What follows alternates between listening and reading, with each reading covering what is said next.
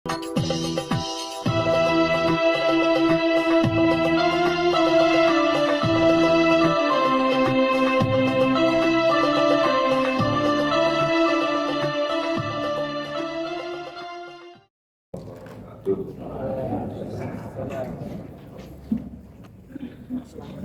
kita buka kembali Mushaf Al-Quran. Kemarin pagi sampai ayat 67 surat ke-28 surat Al-Qasas. Kita lanjutkan surat Al-Qasas, masih pada surat Al-Qasas, mulai ayat 68. Surat Al-Qasas mulai ayat 68.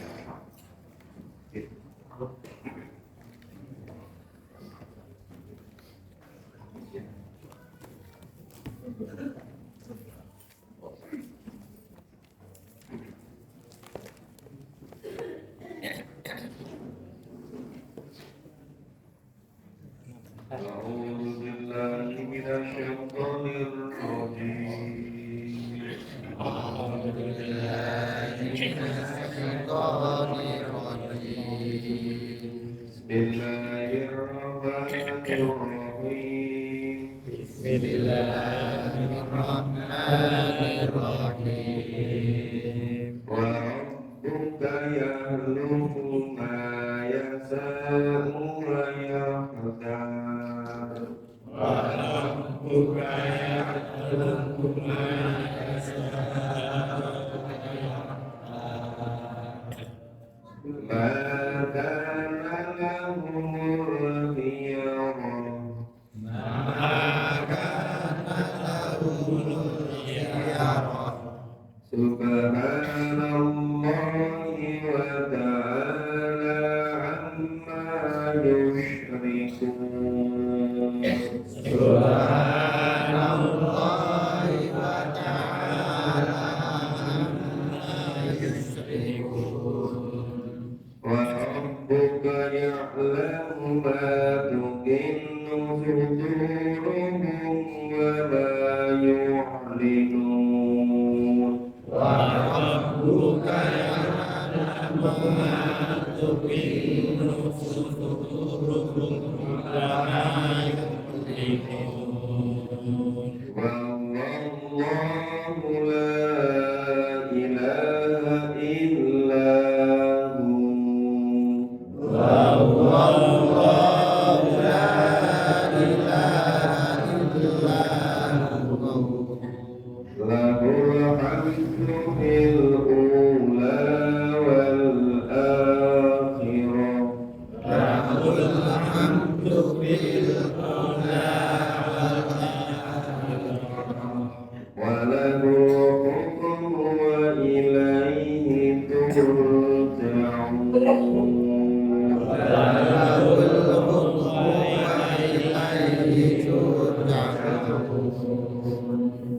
Ya, kita pahami dulu dari ayat 68.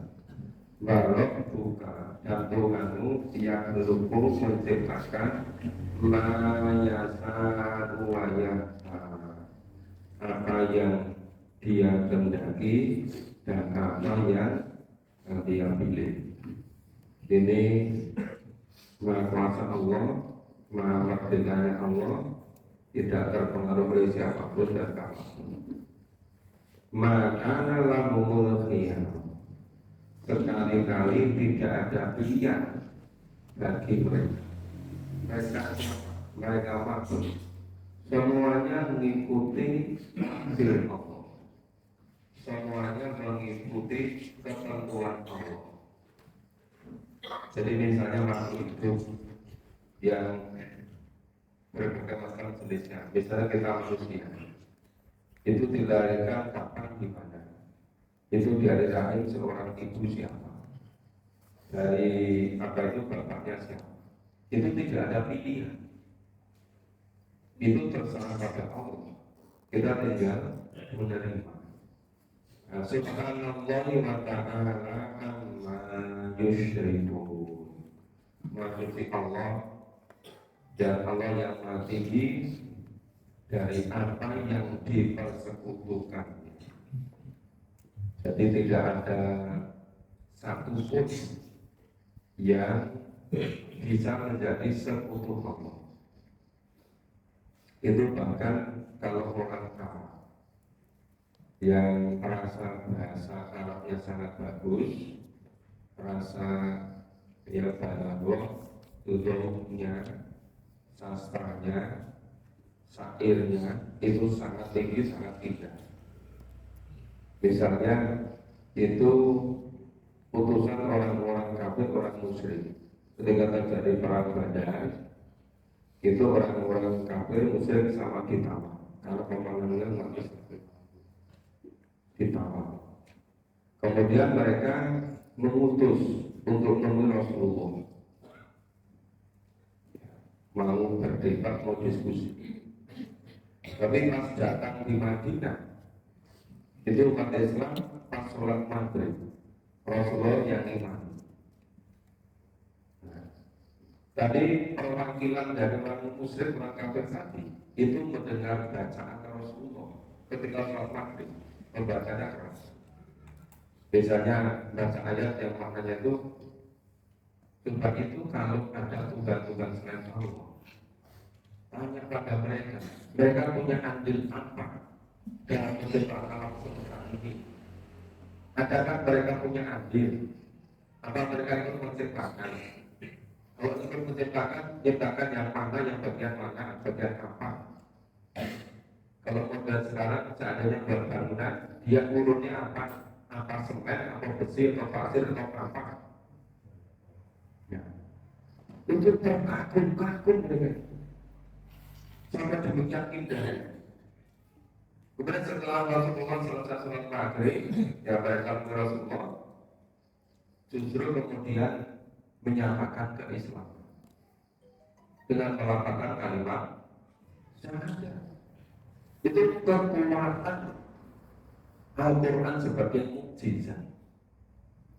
Memang kalau bagi orang yang setiap harinya bahasa yang digunakan bahasa Arab seperti orang-orang Arab, ketika Al-Quran diwahyukan itu mudah memahami Al-Quran. Rasa bahasa Al-Quran itu betul-betul indahnya luar biasa.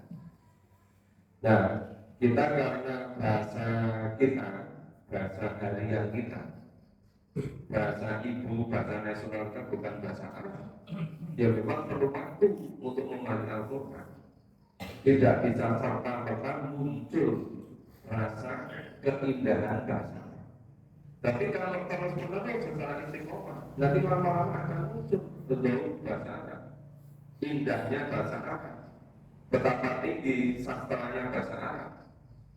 Ya, gitu. Dan kalau bukannya lalu masukin nusuduhum mama yu'minun, dan Tuhan mengetahui apa yang disembunyikan di dalam dada, maksudnya yang ada di hati manusia dan apa yang mereka nyatakan. Jadi kalau Allah itu yang kuasa menciptakan, Allah yang maha mengetahui apa yang diciptakan. Kalau sekarang misalnya ada pabrik otomotif, karena bikin mobil, ada yang merek Toyota, ada yang Suzuki, ada Honda, terus macam-macam. Itu kondisi mobilnya yang tahu persis, yang membuat buku pedomannya, yang membuat manualnya, yang membuat ini mobil ini unsurnya apa saja, kekuatannya berapa lama harus diganti, tingkat pausnya berapa, penggunaan berapa kilometer, yang tahu pabriknya. Maka dibuat yang namanya buku pedoman. Nanti kalau waktunya itu servis nggak diserviskan, ya rusak. Nah, misalnya BBM-nya itu pakai pertama, karena harga pertama terus udah diisi pakai minyak panas saja, rusak nggak? Rusak. Ini Allah yang menciptakan manusia, Allah yang mengetahui manusia.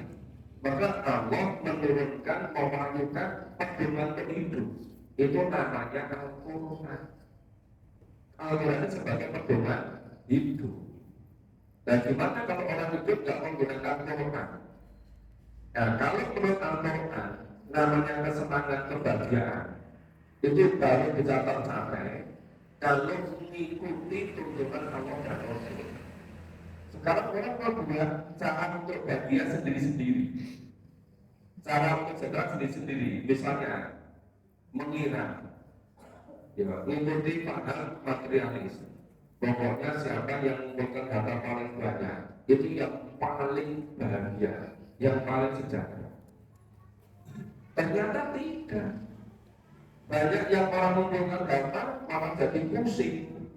Dulu kalau nggak punya harta banyak, semuanya kecukupan, bisa tenang. Begitu semakin banyak, malah nggak bisa tenang. Dan kenapa? Khawatir nanti yang di sana kalau dicuri gimana? Yang di sana kalau diambil orang gimana? Khawatir terus. Maka banyak orang yang kaya tidak bisa mencapai kebahagiaan yang sebenarnya. Banyak yang kemudian nggak bisa mencapai tentara kesenangan, larinya ke narkoba. Ada yang larinya ke pergaulan bebas. Ada yang larinya minum-minum overdosis. Iya kan? Itu cara-cara untuk mencapai kebahagiaan membuat sendiri-sendiri. Tidak pernah bisa mencapai kebahagiaan yang sebenarnya. Maka di sini ini Allah yang Maha Mengetahui, Allah yang mengerti. Jadi kalau walau nasi sana wanak lamu matu pasti suki nafsu, wanaku amrobu ilaihi kabil mari. Allah yang menciptakan manusia, Allah yang mengetahui manusia, Allah yang lebih dekat daripada urat leher manusia, Allah yang memastikan kalau mengikuti ketentuan Allah begini nanti akan bisa mencapai bahagia. Tapi untuk cara sendiri nggak pernah bisa mencapai.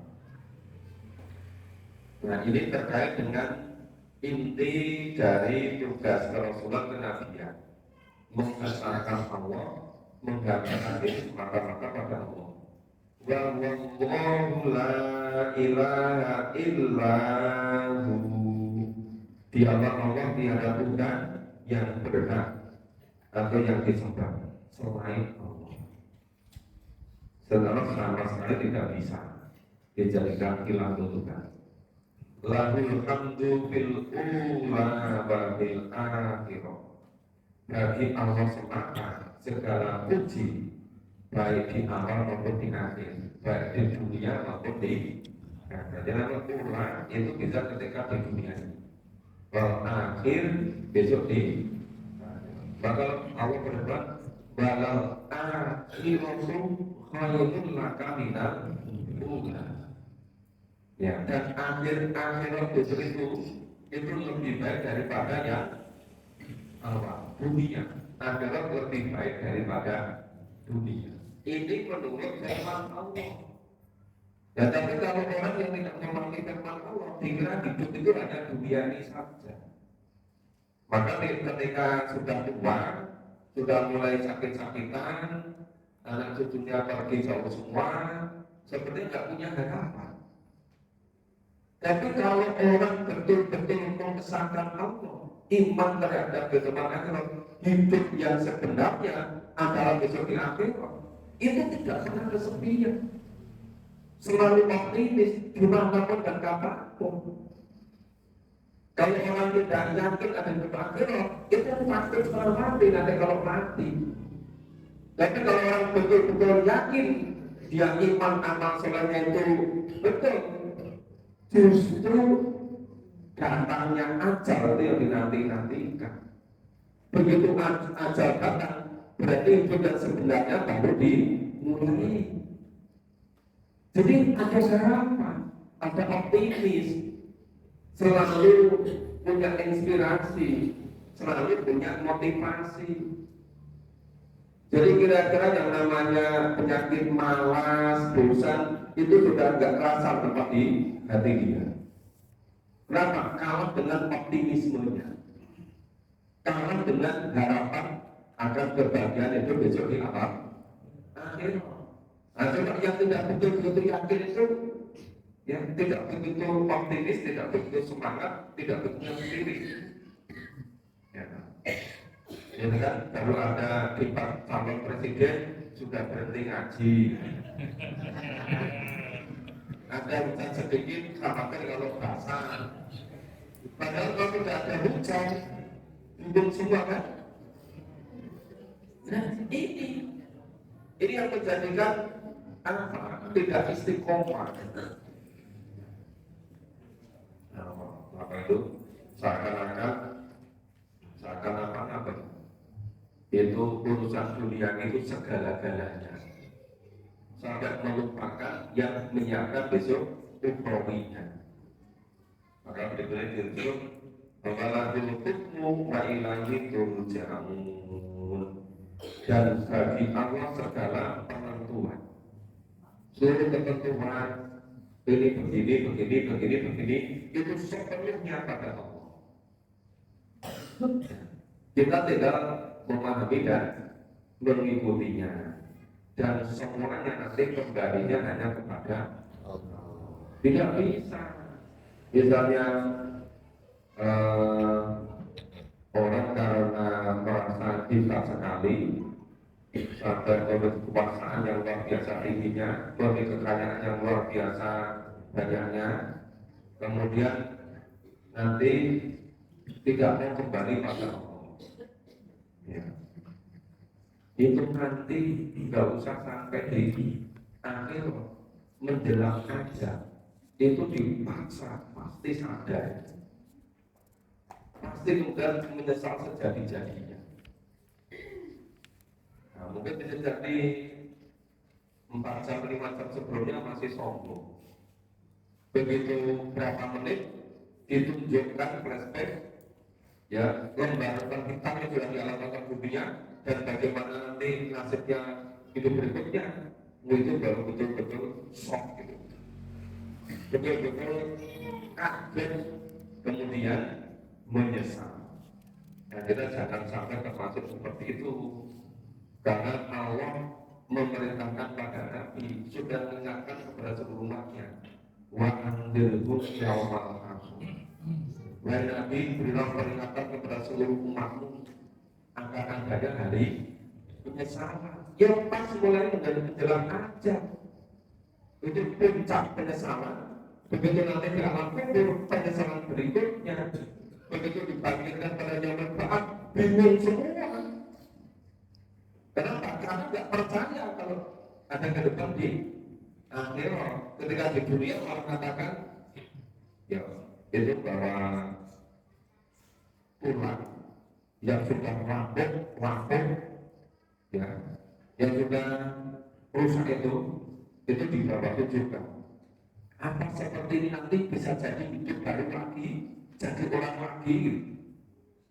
Saling menghinakan, nggak percaya. Maka takutnya akan di dunia ini. Nah, besok begitu dipanggilkan yang terbaik, bingung 7 keliling itu. Itu kita dipaksa semakin bingung lagi. Menerima kita, ya, mulai kita dari arah belakang, mukanya murah, serba susah. Dari orang. Nah, itu nanti dikirim sekarang rangkaian ke neraka. Dan di neraka selamanya. Ini akibat hidup di dunia, tidak yakin adanya kehidupan besok di alam. Jadinya bisa sangat fatal. Makanya bagi yang sudah mulai memahami Al-Quran, seharusnya punya keteguhan iman, tidak mudah kena pengaruh. Jadi semakin ke depan ini dalam duniawi semakin menjadi-jadi. Kalau kita kena pengaruh mau memahami Quran, baru tengbrung sudah berhenti nggak jadi memahami Quran. Ya kapan pakainya itu? Ya kan? Kita lanjutkan. A'udzu billahi minasyaitonir rajim.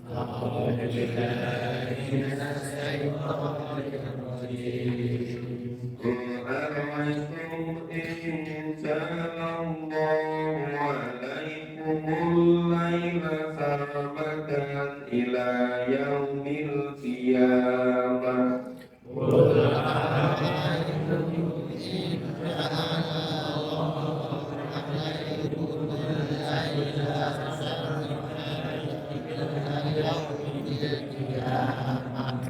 Ila yaumil qiyamati man ilahun ghairullahi ya'tikum bidhiya.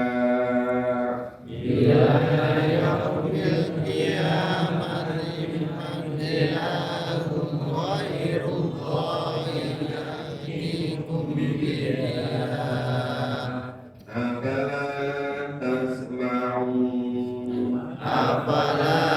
tasma'un. Qul ara'aytum in ja'alallahu 'alaykumun nahara sarmadan ila yaumil qiyamah.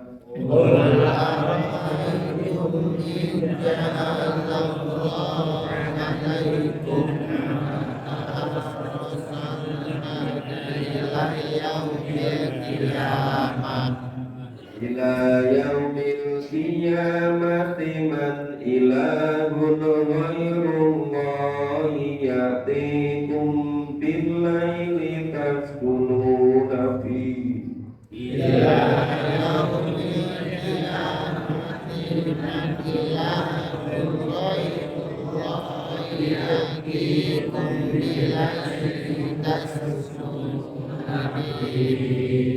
Afala tubsirun. Wa min rahmatihi ja'ala lakumul laila wan nahar.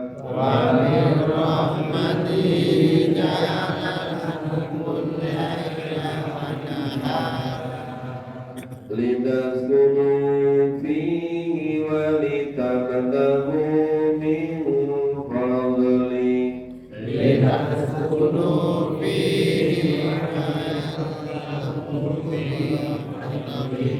Wa la'allakum tashkurun.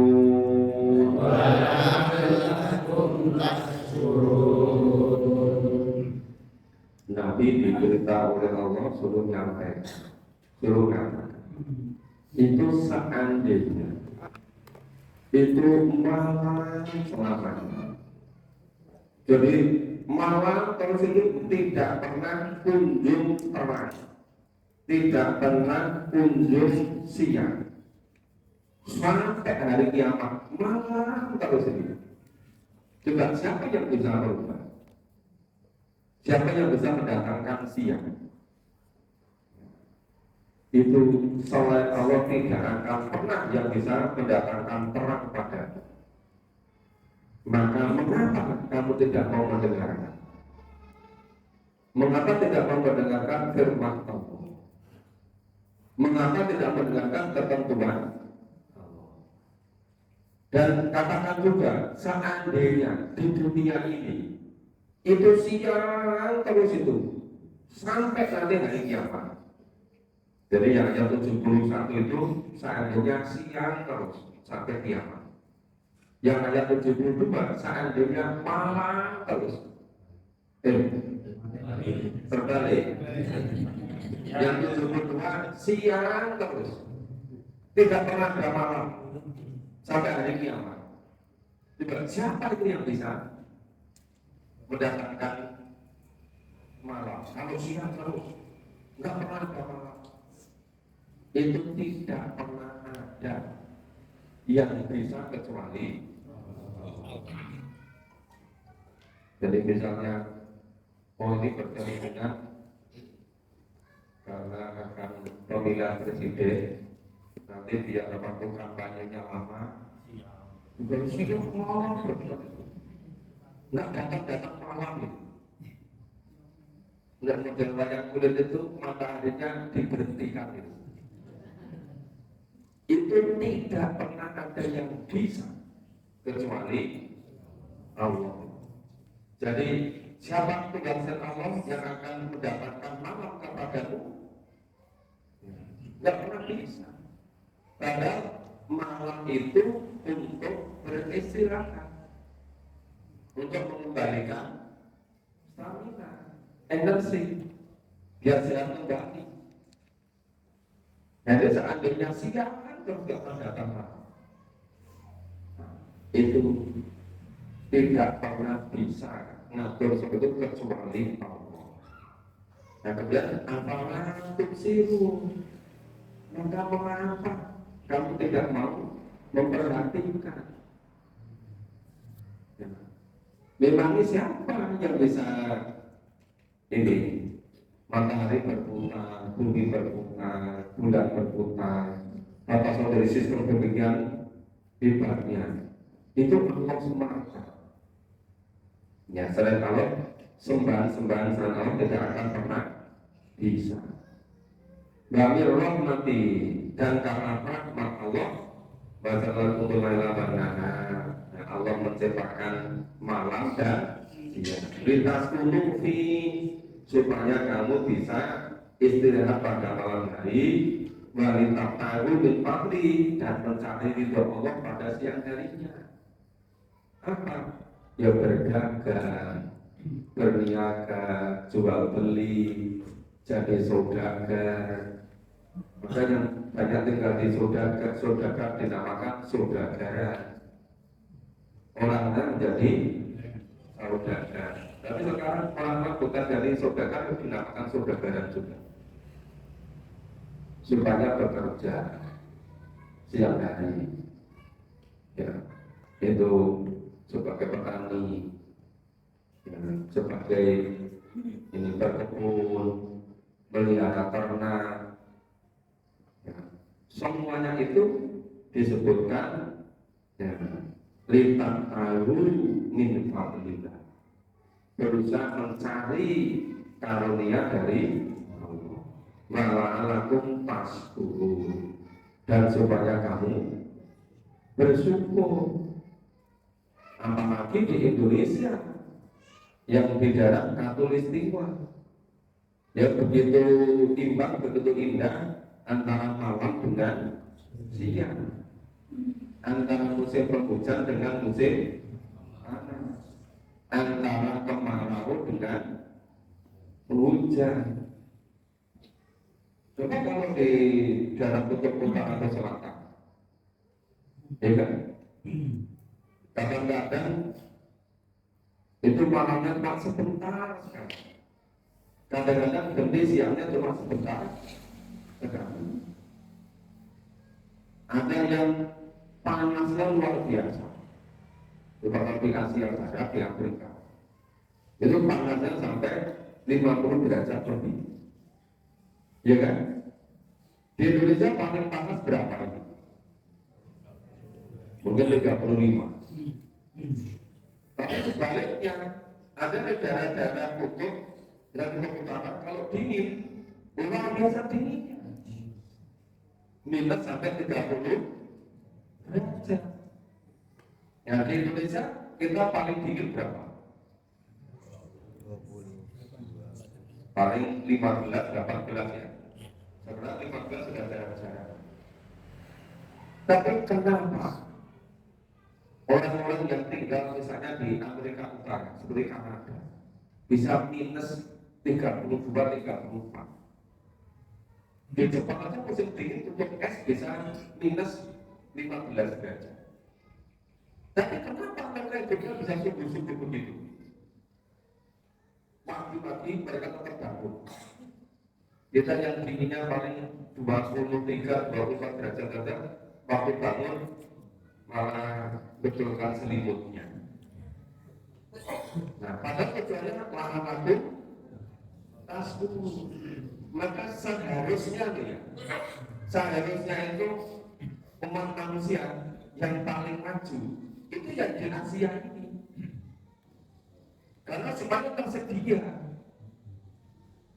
Ya, seluruh tambang tersedia, rumah tanaman, binatang ternak, kekayaan yang berdaratan, kekayaan yang ada di lautan, ya indahnya sinar matahari. Jadi banyak orang-orang Eropa yang sekian lama nggak dapat sinar matahari, kemudian datang ke Indonesia berjemur, dia dapat sinar matahari. Maka ada yang di Indonesia itu sampai 1,5 bulan, 2 bulan, nanti dia cukup untuk 6 atau 7 bulan berikutnya. Makanya kenapa mereka datang ke pantai-pantai cari panas ya, terus pakaiannya juga simol gitu kan. Orang Indonesia tiap hari kena panas ikut-ikut gitu. Tapi cuma kebablasan gosong gitu. Dan orang sana memang jarang-jarang ada sinar matahari. Kalau dapat ke Indonesia biaya mahal. Dia bisa berpuluh-puluh juta, itu cuma ingin dapat sinar matahari di pantai. Dan kita itu nggak usah biaya, kadang-kadang malah siang kepanasan gitu kan. Jadi kalau kita itu secara cermat teliti berpikir sampai di situ, itu kita nanti akan bisa tas dulu supaya kamu bersyukur. Saya sampaikan kan di kita itu apa-apa bisa tumbuh gitu. Ya, pohon pisang bisa tumbuh jadi banyak, pohon juga begitu. Di daerah-daerah tertentu, misalnya di Asia atau di Afrika, kalau musim panas dan kemarau sampai 9 bulan nggak turun hujan, ya memang sulit betul makanan gitu. Ada kalau musim dingin, terbentuk es semua sampai 9 bulan, ya nggak bisa makan gitu. Makanya mereka khawatir akan terjadi kekurangan makanan. Bahkan mereka kalau kekurangan ini batu bara atau bahan bakar, ya untuk menghidupkan mesin mereka untuk memanaskan. Karena kalau mereka misalnya musim dingin, suhunya minus 30, itu kalau nggak dipanaskan nggak bisa hidup. Untuk panaskan badan. Karena kalau panasin badan biayanya sangat tinggi. Nah kita di Indonesia itu panasin badan nggak usah pakai biaya. Iya kan? Makanya kita tuh seringkali ditakut-takuti waktu terjadi krisis ini itu. Kita itu di Indonesia tidak seperti di Afrika, tidak seperti di Eropa.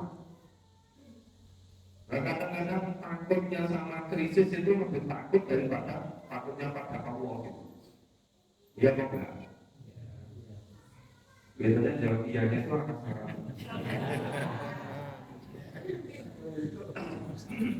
Ya, kita baca berikutnya. A'udzu billahi minasyaitonir rajim. A'udzu billahi minasyaitonir rajim.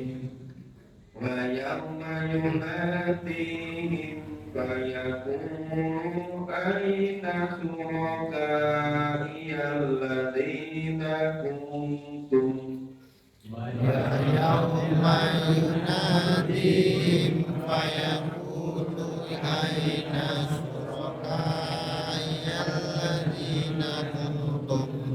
الذين كنتم تزعمون الذين كنتم تزعمون ونزعنا من كل أمة شهيدا ونزعنا من كل أمة شهيدا وقلنا هاتوا برهانكم وقلنا هاتوا برهانكم وعلموا أن الحق لله وضل عنهم وعلموا أن الحق لله وضل عنهم ما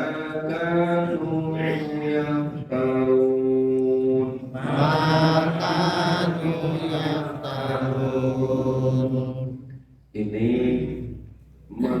akan memperkuat pentingnya ketauhidan, pentingnya mengesahkan Allah, la ilaha illallah, seperti yang di ayat 70 tadi. Bayama yunadihim fayaqulu ayna suraka yang ladzina kuntum tas'umun. Coba ingatlah hari ketika Allah itu bertanya pada mereka. Saya berkata, di manakah sekutu-sekutuku? Coba yang kamu serahkan dengan aku Allah, yang kamu jadikan Tuhan-Tuhan itu yang dulu kamu sekutukan di dunia itu sekarang kemana? Ketika besok di akhirat sama kemana itu? Semuanya akan hilang, semuanya akan angkat tangan, semuanya akan cuci tangan, semuanya tidak mau bertanggung jawab. Mereka saling menyalahkan, masing-masing punya kontribusi kesalahan. Kenapa kok mau disesatkan? Ada Tuhan selain Allah. Itu yang disesatkan, cuci tangan tidak mau bertanggung jawab. Yang disesatkan, ya salahnya sendiri. Kenapa kok mau gitu? Nah, maka Allah datangkan dari tiap-tiap umat seorang saksi. Dia dapat saksi. Lah kalau mengikuti Nabi, Rasul, nanti yang menjadi saksi ya Nabi, Rasul. Ya kalau yang diikuti itu Tuhan selain Allah, nanti mereka akan datangkan dari saksi. Lalu Allah berkata, tunjukkanlah bukti kebenaranmu. Maka Allah mereka bahwasanya yang hak itu kepunyaan Allah. Dan lenyaplah dari mereka apa yang dahulunya mereka ada-adakan, mengada-adakan Tuhan selain Allah. Makanya berkembang sekarang yang namanya membuat teori, namanya teori kebutuhan manusia. Apa yang terpenting? Kebutuhan untuk makan, minum, tempat tinggal. Kebutuhan apa lagi? Ya, kebutuhan rasa aman. Kebutuhan apa lagi terus itu? Nanti yang paling tinggi itu kebutuhan untuk pengakuan aktualisasi diri. Tapi tidak pernah ada kebutuhan untuk iman, kebutuhan untuk percaya kepada Allah, kepada kitab, kepada Rasul, kepada hari kiamat, kepada takdir. Enggak ada itu. Kebutuhan untuk ibadah enggak ada. Itu yang diajarkan mulai dari sekolah dasar sampai produk dokter. Yang berpercaya, enggak percaya sama firman Allah, malah lebih percaya kepada pendapat-pendapat orang. Lalu kebutuhan apa? Kan jelas bahwa orang itu jinak wal insan hilang. Lihat betul, terus semua relasinya satu untuk menggambarkan diri pada Allah. Nah sekarang membuat teori kebutuhan manusia, tapi tidak ada kebutuhan untuk menggambarkan diri pada Allah. Ternyata hanya kebutuhan hidup di dunia ini. Kenapa begitu? Karena yang membuat teori tidak percaya adanya kehidupan besok di akhirat. Nah orang-orang Islam ikut-ikut. Maka ini berikutnya, ini banyak orang yang mengikuti cara hidupnya, cara kolon. Jadi teori kapitalis, materialis bukan hal yang baru. Sudah sejak zaman kolon dulu sudah ada. Sudah sejak zaman Nabi Musa dulu. Tapi dalam kehidupan modern sekarang ada namanya ideologi kapitalis materialis. Padahal sudah sejak zaman para nabi dulu sudah ada. Kita baca. A'udzubillahi minasyaitonir rajim. A'udzubillahi minasyaitonir rajim.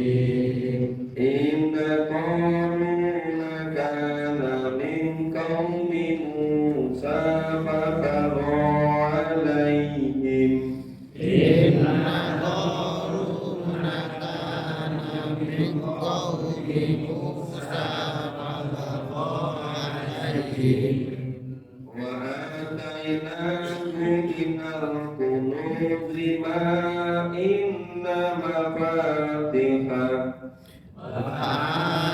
وآتيناه من الكنوز ما إن مفاتحه لتنوء بالعصبة أولي القوة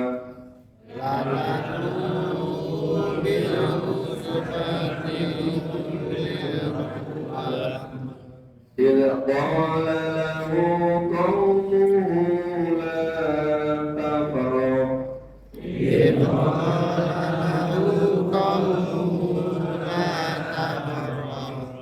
إن الله لا يحب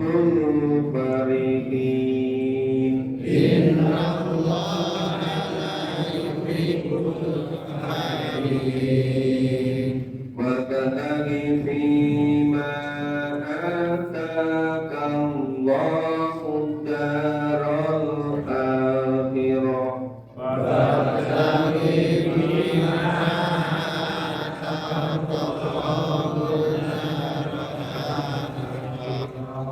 ولا تنس نصيبك من الدنيا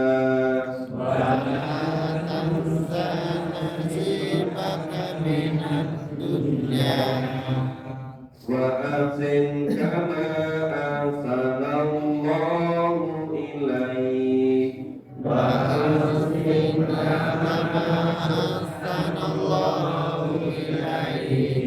ولا تبغ الفساد في الأرض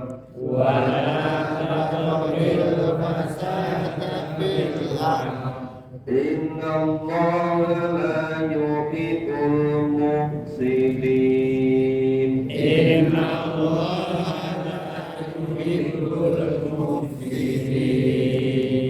قال إنما أوتيته على علم عندي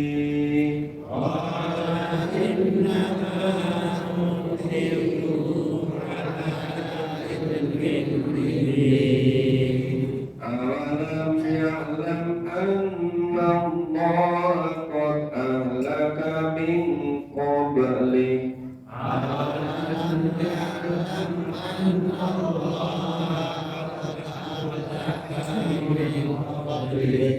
من قبله من القرون من هو أشد منه قوة وأكثر جمعا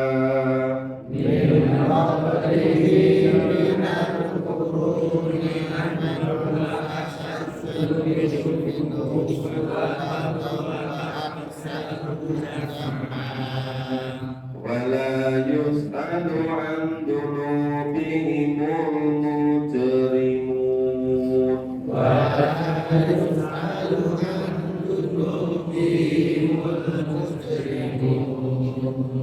فخرج على قومه في زينته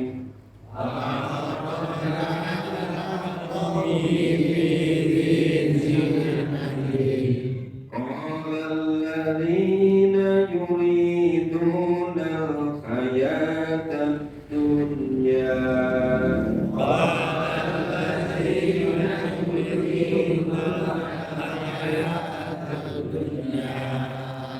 يا ليت لنا مثل ما أوتي قارون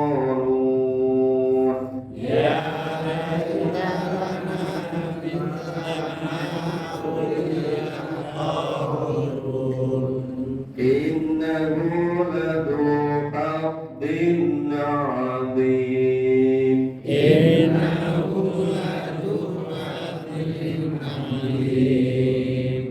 Jadi kisah Qarun ini sangat terkenal yang sering sudah dikisahkan. Nah sekarang kita lihat secara langsung, kita bahas secara langsung. Kisah Qarun ini yang namanya paham hidup kapitalis material itu betul-betul sekarang sudah menguasai seluruh dunia. Ya. Inna koruna kana min qaumi Musa. Sesungguhnya Korun itu adalah termasuk kaum Musa, kaum Nabi Musa. Jadi hidupnya zaman Nabi Musa. Jadi seperti Fir'aun, Haman, ya itu hidupnya pada zaman Nabi Musa. Fa'arwa alaihi, maka ia berkata alaihi, yang berlaku aniaya. Siapa yang aniaya? Korun tadi. Korun itu berlaku aniaya. Wa atainahu minal kunuz, maka Allah telah menganugerahkan kepada Korun perbendaharaan harta benda. Yang harta benda itu ya makinna ma'atikahu litanuhu bil usbah ulil quwwah, itu sampai kunci-kuncinya itu sungguh sangat berat dipikul oleh sejumlah orang yang kuat-kuat. Nah, zaman dulu yang namanya rumah budak karena pakai kunci. Kuncinya dipikul oleh sejumlah orang yang kuat-kuat, keberatan bawahnya. Zaman dulu. Kalau sekarang kuncinya itu pakai remote, pakai sistem. Dan itu bisa dikendalikan dari mana saja. Misalnya punya harta banyak di Jogja, dikunci, kuncinya orangnya tinggal di Kalimantan, bisa dikontrol dari Kalimantan, bukan tutup dari sana, nggak bawa kunci kemana-mana. Dulu semuanya masih pakai kunci manual itu, dan kuncinya besar. Nah sekarang dengan kecanggihan, nah, sekarang orang di muka bumi mana saja itu bisa dibuat sistem, bisa diketahui seakan-akan berada pada kamu. Itu bukan di apa itu alat di pertahanan, di perguruan tinggi pun juga begitu. Jadi misalnya ingin mengetahui yang terjadi di masjid ini pagi hari ini, misalnya itu ada perguruan tinggi ya yang diprogram oleh di mana di Indonesia dibuka di sekitar Indonesia. Terus mana? Yogyakarta. Wilayah mana? Sleman. Terus ini apa itu si alamat ini dibesarkan besar gitu dan jadi letaknya seakan-akan bersama-sama di tengah-tengah itu. Itu dimanapun di muka bumi bisa dikontrol seperti itu. Nah, jadi sekarang sudah transparan semua. Jadi nggak bisa anggaran nggak dibuka. Anggaran katanya rahasia. Nah itu sekarang di mana ada rahasia? Cuma sudah transparan seperti itu gitu. Jadi kembali ke sini, itu Korun itu hidup zaman Nabi Musa.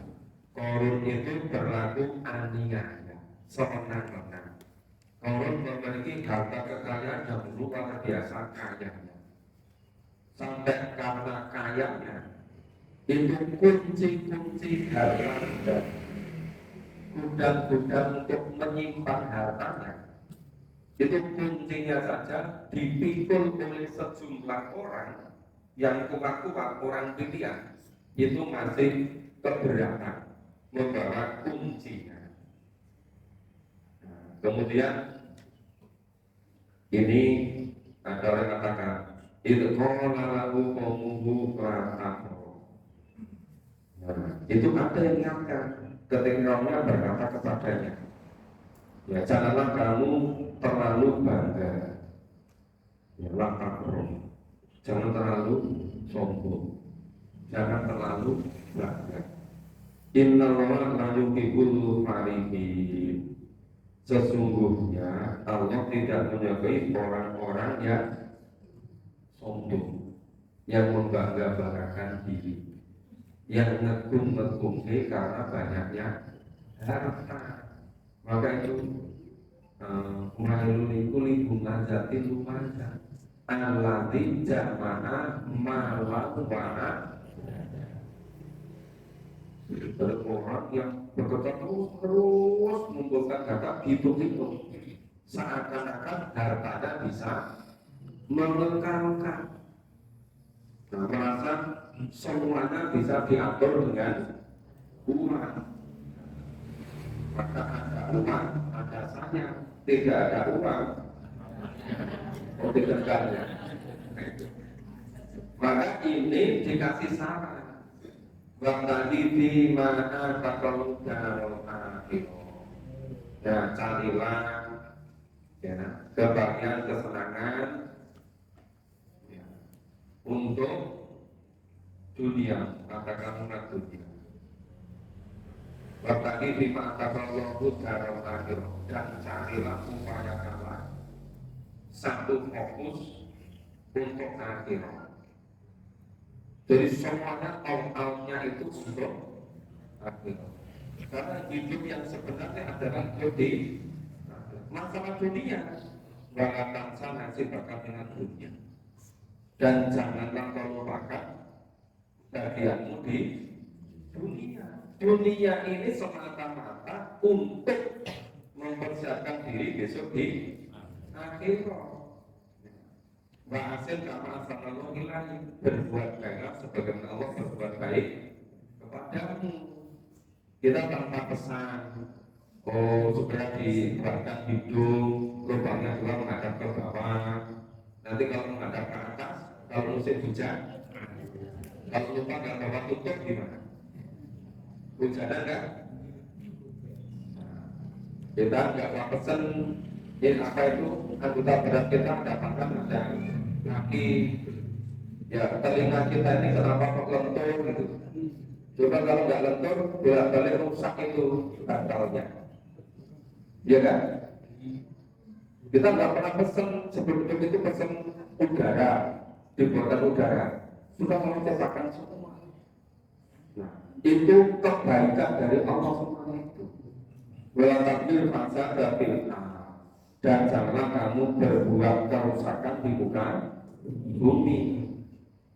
Nah sekarang itu ya, itu kalau ada misalnya anak SMP, itu ada satu anak dibully atau bersatu bareng-bareng, itu diviralkan dikecam sampai mana-mana, ya kan?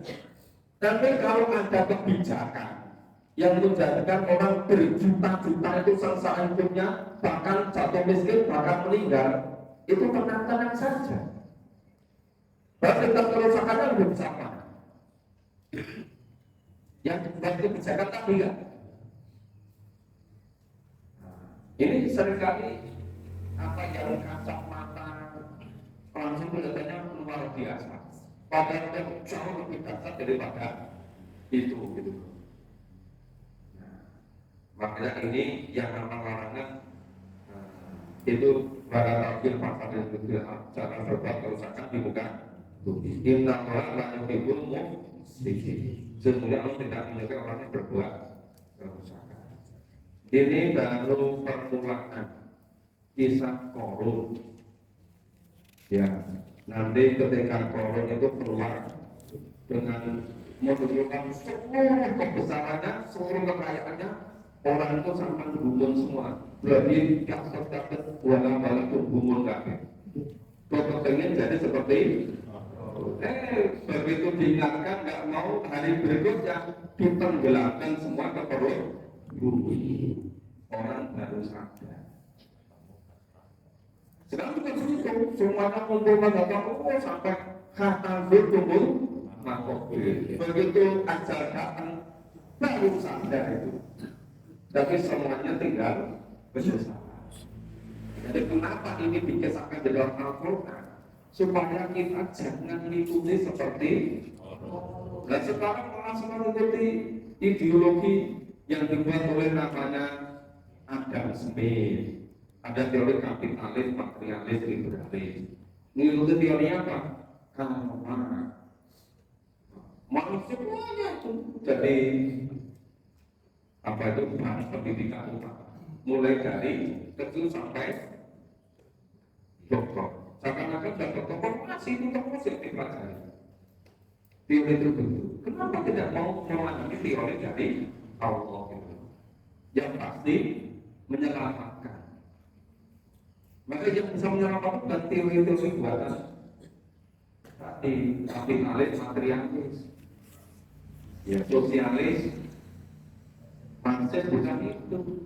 Tapi yang teori dari Allah yang ada pada Al-Quran dan nah, pagi hari ini baru kita pahami sampai ayat 77.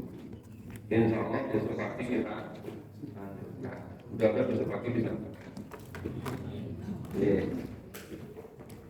Nanti malam kita jadwalnya di Masjid Al-Mubah.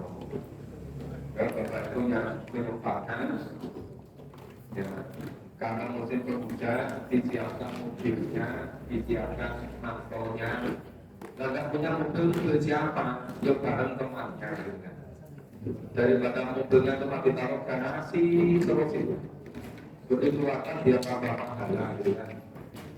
Digunakan untuk pengajian. Semoga Allah senantiasa membimbing kita semuanya. Semuanya kita istiqomah. Ya kita akhiri bersama dengan baca kafalah dan doa korban.